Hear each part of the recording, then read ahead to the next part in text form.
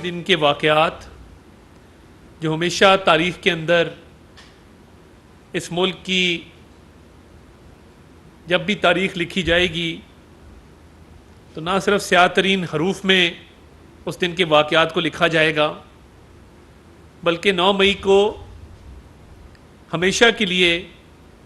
एक स्याह तरीन दिन के तौर पे याद रखा जाएगा कि किस तरीके से एक सियासी जमात ने अपने मज़मूम मकासद हासिल करने के लिए और करप्शन के केस में जिसमें उनका लीडर 190 मिलियन पाउंड की करप्शन में मुलव्वस था, उसमें रद्द अमल देने के लिए मुल्क में एनार्की फैलाई गई। मुल्क में चंद शरपसंद अनासर ने छोटी छोटी टोलियों में ना सिर्फ सरकारी इमलाक को नुकसान पहुंचाया, बल्कि फ़ौजी तनसीबात,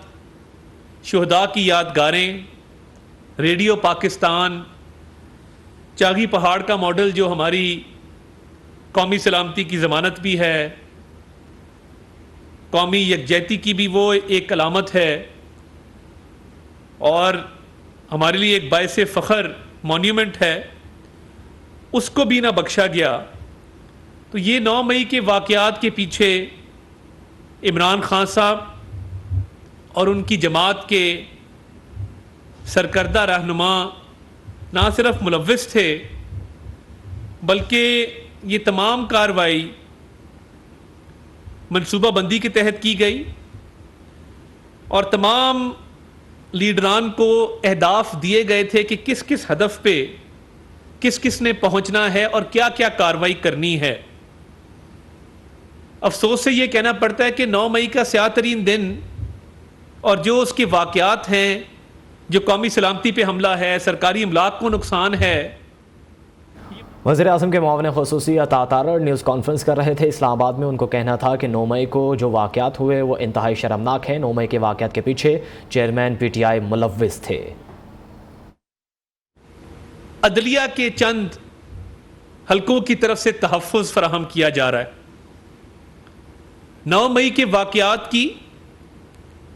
कोई किसी किस्म की जस्टिफिकेशन नहीं है। 9 मई के वाक़यात का ना दिफा किया जा सकता है, ना उस बारे में किसी किस्म का उज़र पेश किया जा सकता है कि 190 मिलियन पाउंड की करप्शन का केस हो और आपके हाथ करप्शन में रंगे हुए हों और आपकी गिरफ्तारी अमल में लाई जाए और मुसल्ला जत्थे कोर कमांडर हाउस पर हमला कर दें, रेडियो पाकिस्तान को आग लगा दें, चागी पहाड़ के मॉडल को आग लगा दें और कौमी सलामती पर आंच आने दें। इसका तसव्वुर नहीं था, यह सोचा समझा मंसूबा था और इमरान खान साहब ये बताकर गए थे। अब इन शरपसंद अनासिर को जो तहफ़्फ़ुज़ दिया जा रहा है, सरे फहरिस्त यास्मीन राशिद साहिबा को जो कोर्ट की तरफ से रिलीफ दिया गया और उनका केस डिस्चार्ज किया गया, वो मुकम्मल तौर पे गैर कानूनी तरीके से किया गया है। उस केस के अंदर यह कहा गया कि यास्मीन राशिद साहिबा इस केस में नॉमिनेटेड नहीं हैं FIR में, जबकि अगर FIR का वो सफ़ा पलटा जाता तो ये नज़र आ जाता कि क्योंकि फौरी तौर पे मुकदमा दर्ज हुआ था, FIR दर्ज हुई थी, तो तफ्तीश के नतीजे में जो ज़िम्नियाँ लिखी गई हैं उसमें उनका नाम शामिल था दूसरे और तीसरे सफ़े पर, मगर उजलत में फैसला किया गया, दूसरे और तीसरे सफ़े को देखा ही नहीं गया कि यास्मीन राशिद साहिबा का बाकायदा नाम उस FIR की ज़िम्नियों के अंदर दर्ज है बतौर एक मुल्ज़िमा के। और ये तक नहीं देखा गया कि पंजाब फोरेंसिक लैब में वीडियो एविडेंस को एग्जामिनेशन के लिए भिजवाया गया था और इस बात का तयन होना था कि जो वीडियो एविडेंस है, आया वो उससे यास्मीन राशिद साहिबा की मौजूदगी मौके पर साबित होती है या नहीं होती। आप अपनी स्क्रीन पे देख सकते हैं कि फोरेंसिक लैब की रिपोर्ट मुस्बत आई है, पॉजिटिव आई है कि जो कोर कमांडर हाउस की मौके की वीडियोस हैं उसमें यास्मीन राशिद साहिबा ही मौजूद थी और फोरेंसिक लैब ने जो अपनी रिपोर्ट दी है ये अदालत में जमा होनी थी। किसी भी मौके पर अगर मौजूदगी साबित हो और उसकी कोई वीडियो आ जाए, उस वीडियो का जो फोरेंसिक एनालिसिस और फोरेंसिक एग्जामिनेशन करवाया जाता है वो बाकायदा आपको नतीजा बताता है कि ये मर्द या खातून उस मौके पर मौजूद थे कि नहीं थे, ये वीडियो कहाँ की है, किस वक्त की है, ये वीडियो ठीक है नहीं है। तो मौजूद अदालत ने इस बात का इंतज़ार नहीं किया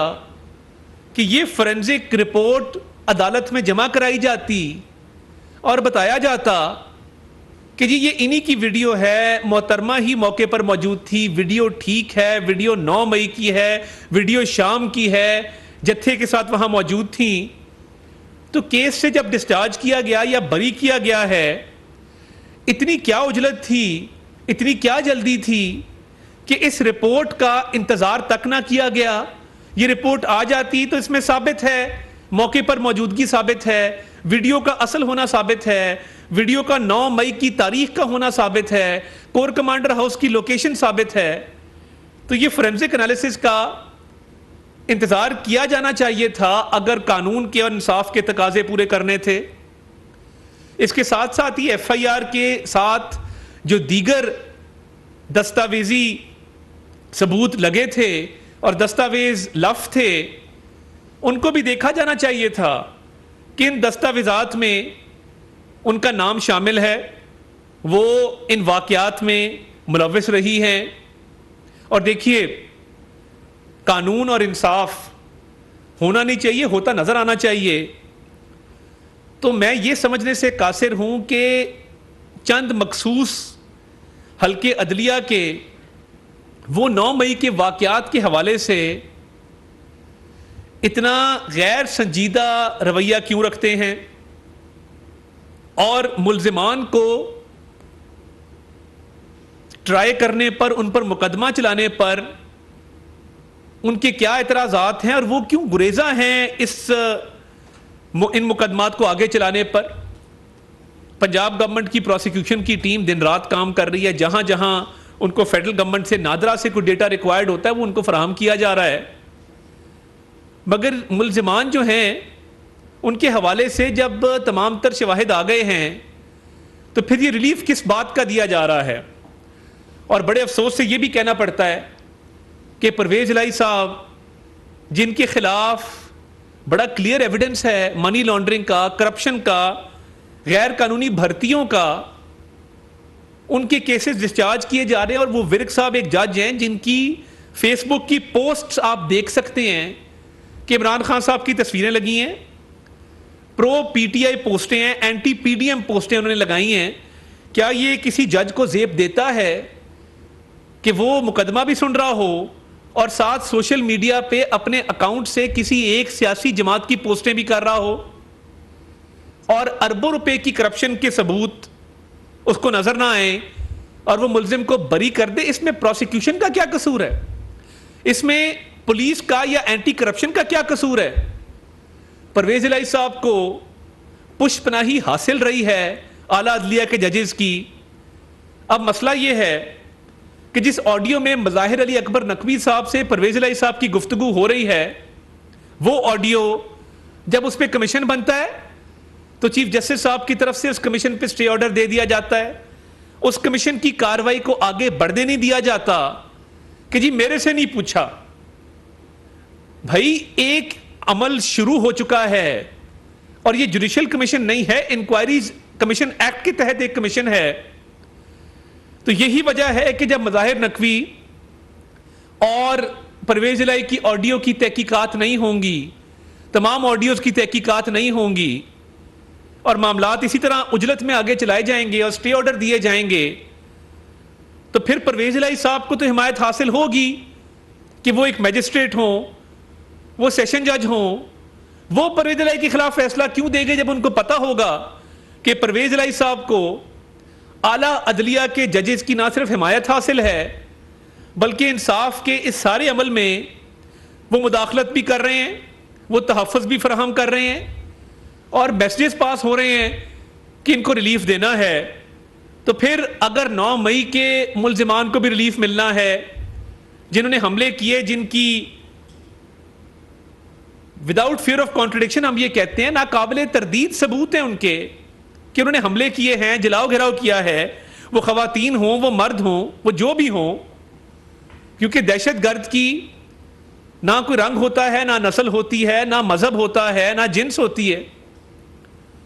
उसने तो दहशतगर्दी की है और उसको करार वाकई सजा मिलनी चाहिए। तो ये जो एक शफकत का रवैया है कि आप सबूतों को नहीं देखते, आप शहादतों को नहीं देखते, आप इंतजार नहीं करते कि मुकदमा आगे चल सके और रिलीफ दे दिया जाता है पहली पेशी पे तो बेल नहीं मिलती और आप यहां पे पूरा मुकदमा डिस्चार्ज कर देते हैं, बरी कर देते हैं। मैं ये समझने से कासिर हूं कि परवेज इलाही का मनी लॉन्ड्रिंग का अरबों का केस, नाजायज भर्तियों का अरबों का केस, वो पहली पेशी पर किस तरह उड़ाया जा सकता है जब तक आला अदलिया उसको तहफ़्फ़ुज़ फराहम ना कर रही हो। और आला अदलिया इसमें लोअर जुडिशरी, सबॉर्डिनेट जुडिशरी के जजेस को परवेज इलाही साहब के लिए, यास्मीन राशिद साहिबा के लिए मैनेज ना कर रही हो कि कानूनी तकाजे पूरे हों ना हो मगर रिलीफ मिल जाता है। 9 मई के वाकयात में या करप्शन के मामलात में जो तहफ़्फ़ुज़ फराहम किया जा रहा है, तो क्या ये समझ लिया जाए कि तमाम वो लोग जो तहफ़्फ़ुज़ दे रहे हैं वो शरीके जुर्म हैं, वो इस जुर्म में मुलव्विस हैं, उनका इस जुर्म में हाथ है, वो 9 मई के वाकयात के मुल्जिमान को तहफ़्फ़ुज़ फराहम करके कौमी सलामती पर खुदा न खास्ता आंच आने देना चाहते हैं? क्या वो ये चाहते हैं कि 9 मई के वाकयात पर बात ना की जाए और मुल्जिमान को छोड़ दिया जाए? तो तमाम जेलों के दरवाजे खोल दें, तमाम दहशतगर्दों को रिहा कर दें। काश पीटीवी के हमले के मुल्जिमान को, काश पार्लियामेंट के गेट तोड़ने वाले मुल्जिमान को सजा हुई होती तो आज 9 मई की नौबत ना आती। मैं यकीन दिलाता हूं कि 9 मई के वाकयात में जितने भी मुलव्विस मुल्जिमान हैं, ये जहां जहां रिलीफ मिलेगा हम अपीलें करेंगे, सबूत फराहम करेंगे और कैफरे किरदार तक इनको पहुंचाएंगे। कोई गुनहगार जेल से बाहर नहीं होगा, कोई बेगुनाह जेल में नहीं होगा। और जहां तक परवेज इलाही साहब के मुकदमात का ताल्लुक है, ये अफसोसनाक है कि कुछ हाई कोर्ट में बैठे जजेस और कुछ सुप्रीम कोर्ट में बैठे जजेस उनकी करप्शन को तहफ़्फ़ुज़ फराहम कर रहे हैं। ये कहां थे? आज मोहसिन अख्तर कियानी साहब ने शहजाद अकबर साहब के भाई के केस में कमेंट्स पास की। ये कहां थे जब 3-3 साल आहा चीमा जेल में थे? ये कहां थे जब बिलाल किदवाई नामी अमेरिका पलट नौजवान जो LDA में नौकरी करता था, उसका केस 2 साल शेख अजमत सईद साहब ने बेल का केस नहीं सुना था? इधर इतना फौरी रिलीफ मिलता है कि ना सबूत। वज़ीर आज़म के मुआविन ख़ुसूसी अता तारड़ इस्लामाबाद में न्यूज़ कॉन्फ्रेंस कर रहे थे। उनका कहना था कि 9 मई के वाक़यात का दिफा नहीं किया जा सकता। सरबराह PTI ने इन हमलों की ट्रेनिंग दी।